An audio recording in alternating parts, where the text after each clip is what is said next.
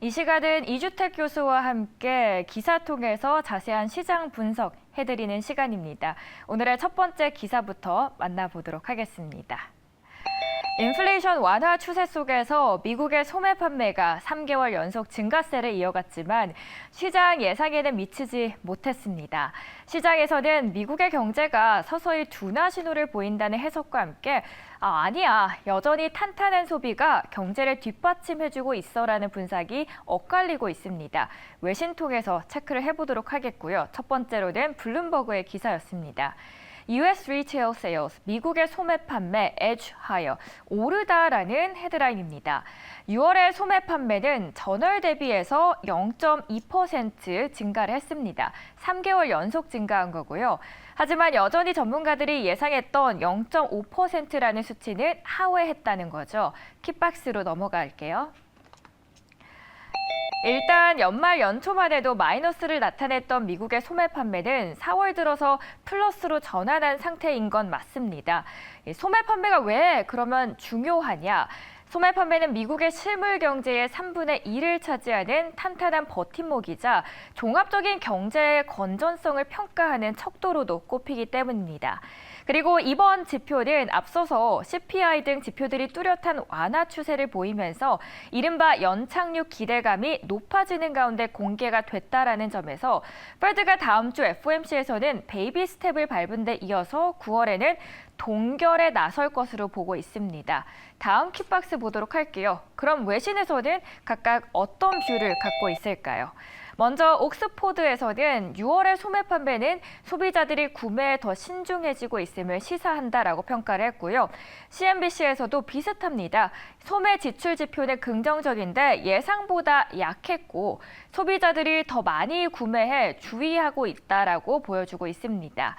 반면 이제 누적된 긴축 여파 등을 고려했을 때 여전히 미국의 소비가 좀 탄탄한 수준이라는 평가도 나옵니다. CNN에서는 미국 소비자들이 높은 금리와 완고한 인플레이션 그리고 지속되는 경제의 불확실성 속에서도 여전히 지갑을 열고 있다면서 그 모멘텀이 여름 이후에도 지속될지 여부는 끝까지 두고 봐야 한다라고 전하고 있습니다. 이런 와중에 다음 기사 그림 보도록 하겠습니다. Dow rises for a seventh day. 다우가 7일 연속 상승을 하고 있습니다. 좋은 분위기 연출하고 있는데 교수님께 오늘의 시장 분석부터 듣고 와보도록 하겠습니다. 교수님 안녕하세요. 안녕하세요. 네, 오늘까지 다우가 7일 연속 상승을 하고 있습니다. 이렇게 계속 다우가 오를 수 있는 이유가 뭘까요?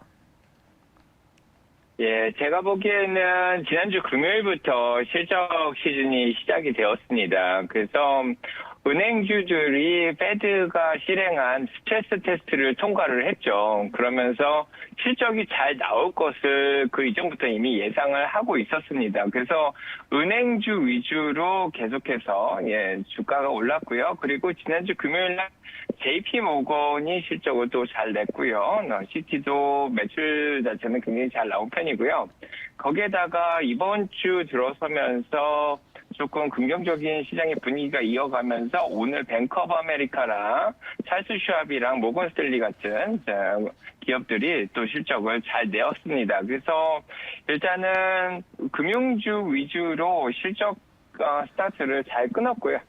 거기에다가 또 UNH 같이 조금 바이든 정부에서 약가격을 조금 낮출 것을 좀 강요하면서 제약주들이 실적이 좀 안 나올 것으로 예상을 했는데 UNH가 실적이 또 잘 나왔습니다. 그래서 금융주들과 제약주들이 일단은 가치주로서 실적 기간을 잘 시작을 했고요. 그래서 다우가 그로 인해서 주가가 계속 올라가는 게 아닌가 그런 생각이 듭니다.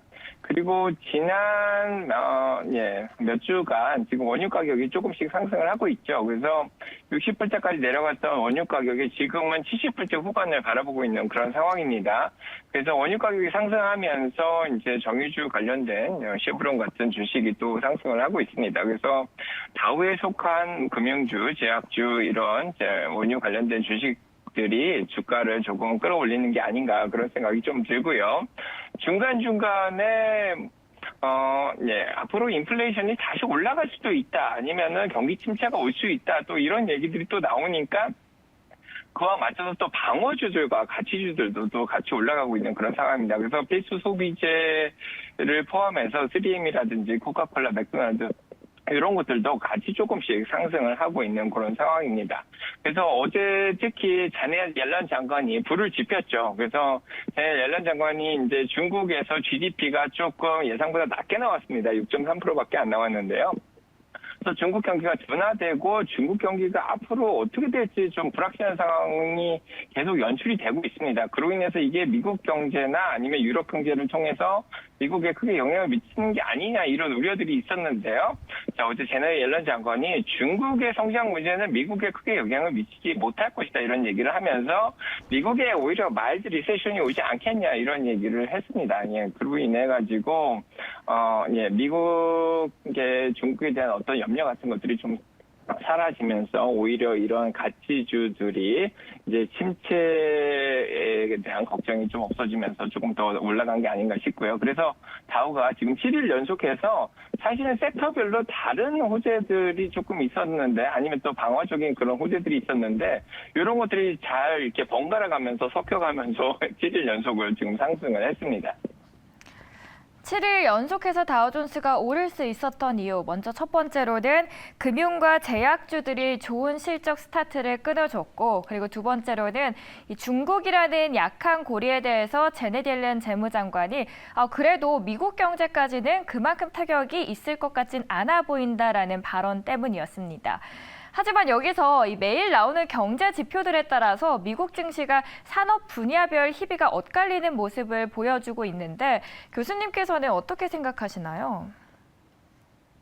네, 일단은 지금 미국에 투자하는 기관들이라든지 이제 소매 판매 쪽에 리테일 쪽에서도 사실 방향을 정확하게 잡고 있지 못합니다. S&P 500이 이미 4,500을 넘어가서 기관들이 올해 초에 제시했던 4,200, 4,300, 4,500 이런 목표치를 벌써 달성을 했기 때문에 하반기에 어떻게 대처를 할지 방향을 7월달 되면서 이제 못 잡고 있는 그런 상황이었는데요. 그래서 연준에서는 이제 데이터가 나오는 거에 따라서 본인들이 이제 결정을 하고 제약적인 정책을 칠지 이자를 더 올릴지 그런 거를 결정하겠다고 그런 얘기를 했습니다. 그래서 지금 데이터가 나오는 게 굉장히 중요한 상황인데요. 그래서 지난주에 나왔던 CPI 물가가 하락했죠. 그래서 CPI가 3%로 떨어졌고 근원 물가가 4.8%로 떨어졌습니다. 거기다가 도매 물가인 생산자 물가 지수가 0.1%로 떨어졌고 근원 물가도 2.4%로 떨어졌죠. 그래서 이렇게 물가가 하락하고 노동시장의 이제 실업률이 올라가서 조금 부드러워지는 모습을 보이면은 시장은 그것을 환호하고 금리 인상이 막바지에 왔다 이런 생각을 하고요.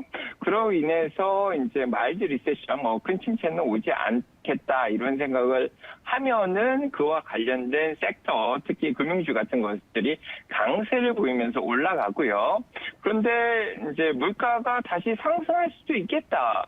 아니면 노동시장이 너무 강하다 이런 얘기가 또 나오면은 금리를 한 번 더 올려야 되지 않겠냐. 그래서 이번 7월 달에 한 번 5.5까지 올린 다음에 그 다음에 11월이든 9월에 한 번 더 올려야 되지 않겠냐 이런 얘기가 또 나오면은 또 이제 리세션 경기 침체 우려가 또 나오고요. 그러면 또 금융주들이 또 약세로 돌아서고 이런 것들을 지금 반복하고 있는 상황입니다. 그래서 지난주 금요일만 하더라도 미시간 소비자 심리지수가 72.6이 나왔죠. 그래서 소비자들의 심리가 너무 잘 나왔습니다. 그래서 미국의 소비자들은 사실은 그렇게 사실은 돈이 많이 없습니다. 이제 최근에 신용 대출도 더 많이 받고 있고요. 그동안 2020년 이후에 부양안들 때문에 저축이 많이 올라갔는데 그런 것들을 이제 대부분 소비를 하고 이제는 이제 크레딧 카드도 많이 사용하고 있고 그런 것들을 소진하는 이제 마지막 단계에 왔다고도 이제 전문가들이 얘기를 하는데 그런 단계에서 일단은 미시간 소비자 심리 지수가 너무 잘 나오니까 소비자 심리가 아직도 안 꺾였다고 그렇게 보는 거죠. 자, 그렇기 때문에 때문에 앞으로 이제 금리를 두 번 더 인상을 하겠다. 그런 얘기가 또 나오고 있고, 거기에다가 미시간 기대 인플레이션이 지난주 금요일 날 나왔는데 3.1%가 나왔습니다. 근데 3%를 예상했는데 3.1%가 나왔죠. 그래서 인플레이션이 올해 말까지 더 올라가지 않겠냐, 또 이런 얘기도 나오고 있고, 거기에다가 일단은 인플레이션이 3%를 찍었는데 그게 사실은 기저효과 때문이었지, 다음 달부터는 작년 7월부터는 물가가 사실은 떨어지기 시작했거든요. 그러면은, 다음 달부터 나오는 CPI는 오히려 이제 물가가 좀 덜 떨어지는 모습을 보일 수가 있습니다. 그래서 이런 것들이 또 반영이 되면은, 조금 힘들겠구나 그런 생각을 하면서 금융주가 또 약세를 보이고 이런 상황입니다. 그래서 데이터가 이제 물가가 떨어지는 게 나오면은 또, 예, 금융주가 강세를 보이고, 오히려 이제 인플레이션이 다시 올라갈 것 같다고 생각하면 금융주가 약세를 보이고, 예, 이런 게 조금 반복되는 그런 상황입니다. 그래서 하루가 다르게 사람들의 심리가 바뀌다 보니까 섹터별로 희비가 매일매일 조금 바뀌는 상황인데, 겉으로 보기에는 이렇게 번갈아 가면서 섹터별로 이제 산업별로 올라가다 보니까, 전체적으로 지수는 또 올라가는 것처럼 또 보이고 있죠. 네. 지표에 따라서 좀 혼란스러운, 다소 엇갈리는 장세가 이어지고 있는데, 제가 앞서 브리핑해드렸던 이 소매 판매와 산업 생산 지수가 오늘 미국 증시에서는 어떤 영향을 미쳤을까요? 네, 오늘도 예, 지수가 또 하나가 나왔습니다. 사실은 이게 크게 영향을 못 미칠 거라는 생각을 사실은 했는데, 오늘 나온 소매 판매 지수하고 산업 생산 지수가 예상보다 사실은 조금 낮게 나왔습니다. 그래서 겉으로 보기에는 미국 경기가 조금 둔화되는 모습을 조금 보였고요. 그래서 소매 판매가 0.2%가 나왔죠. 예상은 0.5%를 예상했고요. 거기에다가 산업 생산은 마이너스 0.5%가 MOM으로 나왔습니다. 다달이로 나왔고요. 예상은 0% 정도만 산업 생산이 이제 멈출 거로 생각했는데 오히려 이제 좀 감소를 해서 0.5%로 떨어졌고요. YOY로 이제 작년 대비해서는 0.4%가 떨어졌습니다. 그래서 예상은 1.1%가 올라갈 거로 생각했는데 오히려 0.4%가 좀 떨어진 거예요. 자, 그래서 경기가 조금 둔화되고 있는 모습이 이런 식으로 좀 보여졌습니다. 그래서 소매 판매가 예상보다 적고 산업 생산도 예상보다 좀 적고 이렇다 보니까 아무래도 연준에서 이렇게 이제 경기가 조금 둔화되고 있는 상황에서 금리를 더 올리지는 못하겠다 이런 생각을 하는 거죠. 그래서 7월 달을 마지막으로 해서 이제 금리가 5.5까지만 올리고 그 이상 9월, 11월엔 또 못 올리지 않겠냐 이런 얘기들이 나오면서 오늘 오히려 시장에 좋은 영향을 미쳤습니다. 그래서 오히려 국채 금리가 오늘 떨어졌죠. 그래서 10년물이 3.78%로 0.21%가 더 떨어졌고요. 자, 그로 인해서 10년물이 더 떨어지니까 이런 것들이 또 성장주들한테 조금 영향을 미쳐서 금리가 떨어지면은 이제 성장주들한테 좀 좋은 영향을 미치거든요. 그래서 주식시장이 조금 더 올랐고요. 저희 2년물은 예, 조금 올랐습니다. 4.77로 이제 4bp 정도 올라갔는데 거의 조금밖에 안 올랐고요. 그래서 달러 가치는 오늘 또 상승해서 99.72로 0.20% 조금 올랐고 원유값도 조금 상승해서 브렌트유가 79.89로 1.77% 정도 올라갔습니다. 그래서 자, 전반적으로 보면은 자, 이제 오늘 나온 지표로 보면은 아무래도 연준에서는 금리 인상을 한 번 정도 더 올리고 이제 멈추지 않겠냐. 그리고 이런 것들이 다 지금 증시에 다 반영이 되지 않겠냐 이런 생각을 하면서 증시에 오히려 호재로서 작용을 하고 증시가 조금 더 올라간 면이 있습니다. 소매 판매가 예상보다 좀 잘 나오면서 그러면서 7월에는 FOMC에서 금리를 인상할 수 있지만 베이비 스텝을 밟은 이후에는 동결의 가능성이 더 커지고 있는 상황입니다. 첫 번째 이슈 다뤄드렸고요. 두 번째 이슈 저희 월스트리트 저널의 기사 바로 만나보도록 하겠습니다. 메타 마이크로소프트 팀업, 메타와 마이크로소프트가 협업하다라는 외신 기사입니다. 킥박스 바로 넘어갈게요. 세계 1위 오피스 소프트웨어를 만드는 마이크로소프트, 오픈 AI의 코파일럿이 장착된 365 코파일럿의 가격을 1인당 월 $30로 책정을 했습니다. 한편 MS는 메타가 새롭게 공개한 이 라마2를 MS 애저를 통해 제공하기로 했습니다. MS는 북미 그리고 서유럽 넘어서 아시아에서도 제공을 한다라고 밝혔고요. 현재 이미 4,500개 고객이 애저 오픈 AI를 사용 중입니다. 여기에 대해서 나델라 CEO는 메타의 오픈소스 AI 모델 이 라마2도 애저와 윈도우에서 서비스하는 파트너십도 발표를 했는데 기존의 라마와 달리 이번에는 상업용으로도 사용이 가능하기 때문에 오히려 기업이 서비스 개발 등에 더 잘 사용할 수 있다라고 이야기를 했습니다. 관련해서 저희 교수님께 자세한 이야기 들어보도록 할게요.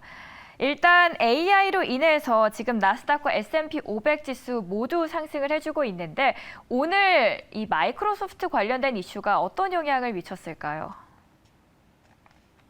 네, 사실은 인공지능 관련된 모멘텀이 올해 1월에 챗GPT가 나오면서 계속해서 모멘텀이 이어온 상황입니다. 그래서 3월 달에 지역은행 위기가 조금 있었기 때문에 조금 주춤을 했지만 사실 그 이후에 4월, 5월에 들어서면서 계속해서 지금 인공지능 모멘텀을 이어가고 특히 미국의 빅테크가 이런 인공지능의 선두주자로서 앞서왔죠. 그래서 주가를 계속해서 견인해서 S&P 500을 지금 거의 4,500까지 올린 거는 아마 이 빅텍이 아닌가 그런 생각이 좀 드는데요.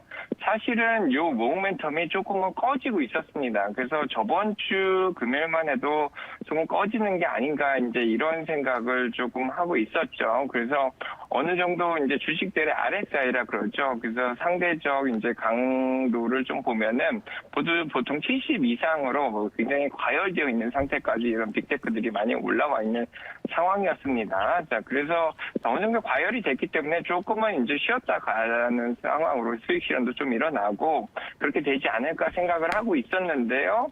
그래서 오늘 거기에다가 지난주 금요일에 나스닥 100에 리밸런싱이 있었죠. 그래서 지금 웨이트, 근데 비중이 좀 큰 빅텍 주식들의 비중이 좀 줄여지고 이제 이 수동형 펀드들이 다른 주식들을 조금 많이 사는 그런 상황이 조금 연출이 돼서 오늘 아침에도 사실은 나스닥이 좀 빠져 있었습니다. 하지만 갑자기 오늘 11시 반쯤에 마이크로소프트가 인공지능 신제품 발표를 했죠. 그래서 이 메타하고 이제 마이크로소프트가 협력을 해서 이제 라마2가 이제 공짜로 돈을 받지 않고 이제 아지르 클라우드 컴퓨팅 플랫폼 위에서 이제 개발할 수 있게끔 이렇게 허용을 하게 되었습니다. 거기에다가 또 마이크로소프트가 마이크로소프트 365라고 있습니다. 그래서 저 같은 경우에서도 학교에서 쓰는데 그래서 이 마이크로소프트 365의 이제 인공지능 어시스턴트라고 그러는데 인공지능의 보조를 받으면은 이제 돈을 따로 내야 되는데요. 기존까지는 좀 비싼 게 15불 정도였는데 이번에 $30짜리 계획을 또 발표를 했습니다. 그만큼 이제 수익이 2배로 더 늘어날 수 있다는 생각을 하는 거죠. 그래서 자, 오늘 이제 이런 인공지능 또 발표도 하고 거기에다가 마이크로소프트 365 $30짜리 계획까지 발표도 하고 거기에다가 이제 텔레메디신이라 그러죠. 이제 원거리에서 의료 서비스를 제공하는 건데 이 텔레닥이라는 회사가 있습니다. 그 회사와 또 마이크로소프트가 협력한다는 소식까지 들렸고요. 그래서 이런 여러 가지 소식들이 들리면서 마이크로소프트 주가가 장중에 5% 이상까지 갑자기 슈스키즈가 나면서 많이 올라갔습니다. 그로 인해서 이제 인공지능 관련된 중소형주들이죠. C3 AI라든가 팔란티어라든지 거기에다가 반도체 칩을 생산하는 엔비디아까지 모두 같이 오늘 올라가서 지수를 다시 견인을 했습니다. 그래서 11시 반 이후에 나스닥이 마이너스에서 양전을 해서 플러스로 전환을 했습니다. 그래서 오늘 이제 꺼져가는 어떻게 보면은 조금 선반영이 거의 다 돼서 이제 모멘텀이 조금 식어가는 인공지능에 다시 마이크로소프트가 또 불을 지피는 그런 상황이 펼쳐졌습니다. 그래서 요즘 상황을 보면은 한 회사 돌아가면서 이렇게 인공지능 모멘텀을 이어가고 있는 게 아닌가 그런 생각이 좀 듭니다. 예. 그러면 내일 또 테슬라 실적이 발표되는데 정말 짧게 테슬라의 실적 어떻게 보시는지 여쭤볼게요. 예, 내일 굉장히 중요하죠. 예, 그래서 테슬라가 지금 과열 기간에 좀 들어왔습니다. RSI가 좀 70 이상으로 과열 기간에 들어왔는데요. 지금 테슬라가 시총이 7입니다. 거의 1조 달러 가까이 되는데 내일 장 끝나고 실적 발표를 하죠. 그래서 월가는 주당 순이익을 82센트를 보고 있고요. 근데 작년에 지난 1분기에 주당 순이익을 85센트로 봤는데 그거보다 3센트 적은 82센트로 봤기 때문에 이번에 차량 인도가 굉장히 많이 나왔거든요. 예상보다 좀 많이 나왔기 때문에 충분히 주당 순이익하고 매출도 예상보다 잘 나올 수 있다고 생각합니다. 매출은 246.7억 달러를 예상을 하고 있는 그런 상황이고요. 자, 그래서 지금 중요한 거는 지난번에도 실적은 예상보다 잘 나왔습니다. 이제 중요했던 거는 지난번에는 마진율이 있습니다. 그래서 총 마진이라고 해서 비용을 빼고 수익을 어느 정도 냈냐 그거를 그로스 마진이라 그러는데 이 그로스 마진율이 지난번에 19.3%가 나왔습니다. 보통은 20% 이상을 유지를 하기를 바랬는데 차가격을 인하하면서 총 마진율이 조금 떨어졌죠. 그래서 주가가 지난번에 거의 20% 가까이 조정을 받았었습니다. 그래서 자, 이번에는 스트리트에서 18.2% 정도 예상을 하고 있고요. 그다음에 이제 또 다른 기관에서 한 18.7%나 6% 정도 예상을 하는데 그래도 마진율이 한 18.6% 정도 이상은 좀 나와줘야지 이번에 실적 기간을 교수님, 넘어서 주가가 더 올라가지 않을까 생각합니다. 네, 교수님 여기까지 듣도록 하겠습니다. 좋은 설명 감사하고요. 저희는 내일 또 이 시간에 찾아뵙도록 하겠습니다. 시청해주신 여러분 고맙습니다.